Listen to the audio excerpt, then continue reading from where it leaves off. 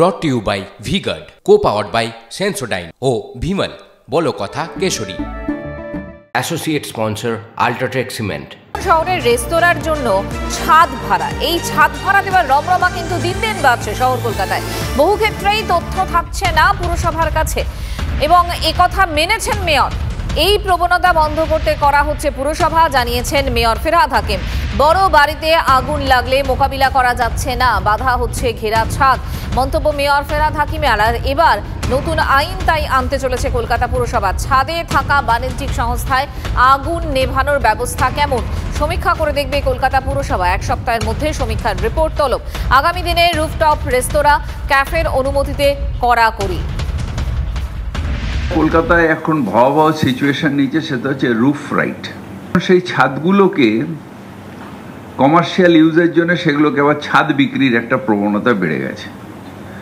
যেহেতু কলকাতার প্রপার্টির দাম বাড়ছে, এখন ছাদ বিক্রি, সব রেস্টুরেন্ট, ডিস্কোটেক সব ছাদে হচ্ছে।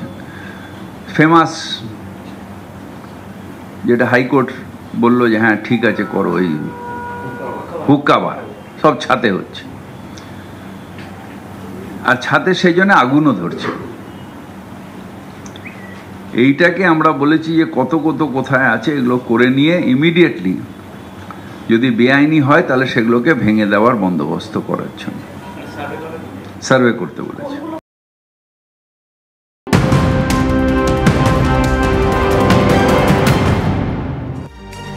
পরের খবর, একাধিক বিষয় নরেন্দ্র মোদী শেখ হাসিনা দ্বিপাক্ষিক বৈঠক। প্রতিরক্ষা, যোগাযোগ, পরিকাঠামো, বিদ্যুৎ সংক্রান্ত বৈঠক। বিভিন্ন নদীর জলবন্টন এবং সাংস্কৃতিক বিষয় নিয়েও আলোচনা বৈঠক।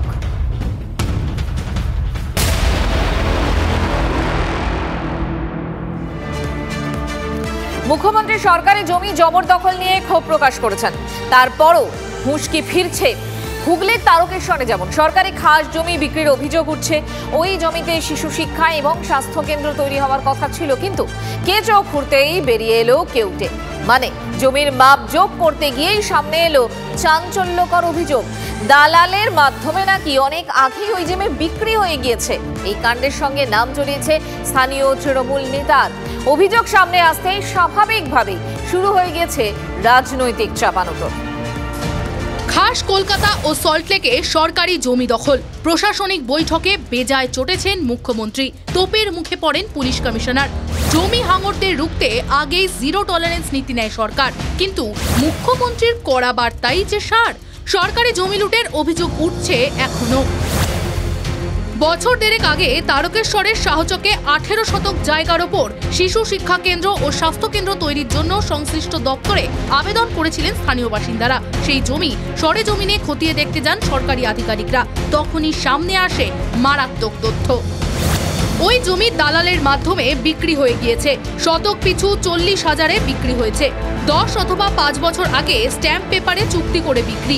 জমির রেজিস্ট্রি করতে পারেননি ক্রেতারা, জমির পর্চাও বের করতে পারেননি। চাপাডাঙ্গা পঞ্চায়েতের তৃণমূলের উপপ্রধান সহ শাসক নেতাদের বিরুদ্ধে জমি বিক্রির অভিযোগ উঠেছে। জায়গা কেনার পর যখন সব জায়গা ঘোরা হয়ে গেছে, এমনকি বেলার পর্যন্ত আমরা জানলাম 1 নম্বর খতিয়ানে পড়ে গেছে। মানে এটা ভেস্টেড জায়গা। হ্যাঁ, লালটু চ্যাটার্জি পার্টি অফিসে বসে।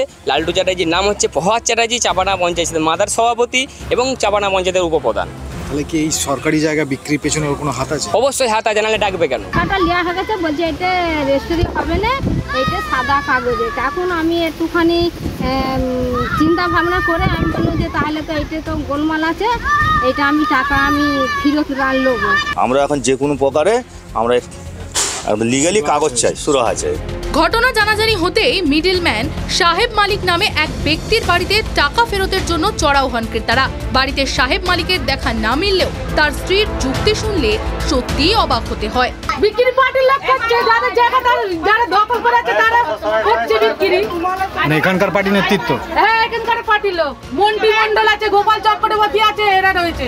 যথারীতি অভিযোগ অস্বীকার করেন অভিযুক্ত পঞ্চায়েতের উপপ্রধান। এরকম কোনো খবর আমাদের কাছে নেই, এটা জাস্ট আমাদের তৃণমূল কংগ্রেসকে বদনাম করার জন্য একটা চক্রান্ত চলছে। এদিকে বিরোধীদের অভিযোগ সরকারি জমি বিক্রিতে জড়িত প্রশাসনের একাংশ। কোটি কোটি টাকা কেলেঙ্কারি চলছে, লুট করছে চাপাডাঙ্গার একমাত্র দাপুটে নেতা, সেটা লালটু চ্যাটার্জি ওরফে প্রভাত চ্যাটার্জি। এই অভিযোগ নিয়েই আমাদের প্রতিনিধি যান তারকেশ্বর ব্লকের ভূমি দফতরে। তবে ভূমি আধিকারিক রাজেশ মুন্ডা ক্যামেরার সামনে কোনো কথাই বলতে চাননি। তারকেশ্বর ব্লকের পঞ্চায়েত সমিতির সভাপতি কৃষ্ণা অধিকারী অভিযোগ পেলে খতিয়ে দেখে ব্যবস্থা নেওয়ার আশ্বাস দেন। হুগলি থেকে সনৎ মাঝির রিপোর্ট, TV9 বাংলা। কেন্দ্রীয় এজেন্সি আবারও অ্যাকশন মোডে। রাজ্যে দুর্নীতির তদন্তে ফের অ্যাকশনে তারা।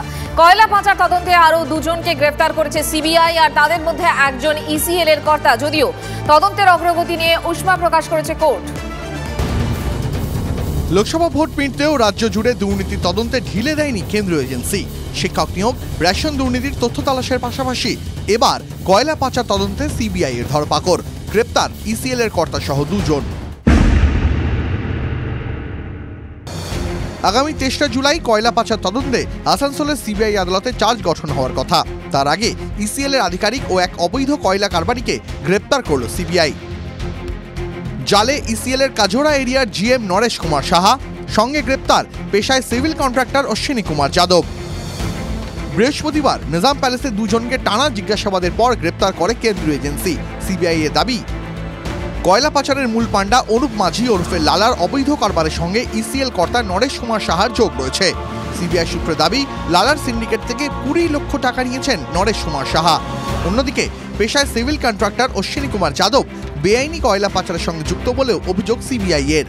কয়লা সিন্ডিকেট পরিচালনা ও ইসিএল কর্তাদের মধ্যে টাকা ভাগ বাটোয়ারা করতেন তিনি। 2021 থেকে 24 গত কয়েক বছরে ধৃত ইসিএল কর্তা নরেশ কুমার সাহাকে বারবার জিজ্ঞাসাবাদ করেছে সিবিআই। আর শুক্রবার ধৃতদের আদালতে পেশ করতেই প্রশ্নের মুখে পড়ল কেন্দ্রীয় এজেন্সি। বিচারক রাজেশ চক্রবর্তীর প্রশ্ন, লালার সিন্ডিকেটের টাকা নরেশ কুমার সাহা পেয়ে থাকলে সেই টাকা কোথায় কোথায় গেছে?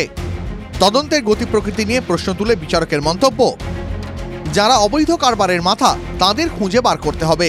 দুর্নীতির এই চেন সিস্টেমের মাথা পর্যন্ত পৌঁছতে হবে। সিবিআই কোল কেসে দুজনকে অ্যারেস্ট করে এনেছিল। একজন হচ্ছে নরেশ সাহা, যিনি দিদেন জিএম সেফটি, এবং একজন প্রাইভেট পার্সন অশ্বিন যাদব। এরা তথাকথিত যে কোল সিন্ডিকেট তার কাছ থেকে অ্যাডভান্টেজ নিয়েছে তাদেরকে সাহায্য করার উদ্দেশ্যে। এরপরেই ধৃতদের 4 দিনে সিবিআই হেফাজতের নির্দেশ দেন বিচারক রাজেশ চক্রবর্তী। চার্জ গঠনের আগে নতুন করে গ্রেপ্তারি কি দুর্নীতির নতুন কোনো তালা খুলবে? আসানসোল থেকে ক্যামেরায় নীলাদ্রি শেখর পালের সঙ্গে Chandrashekhar Chattopadhyay, TV9 Bangla. Brought to you by V Guard, co powered by Sensodyne ও ভিমল, বলো কথা কেশরী।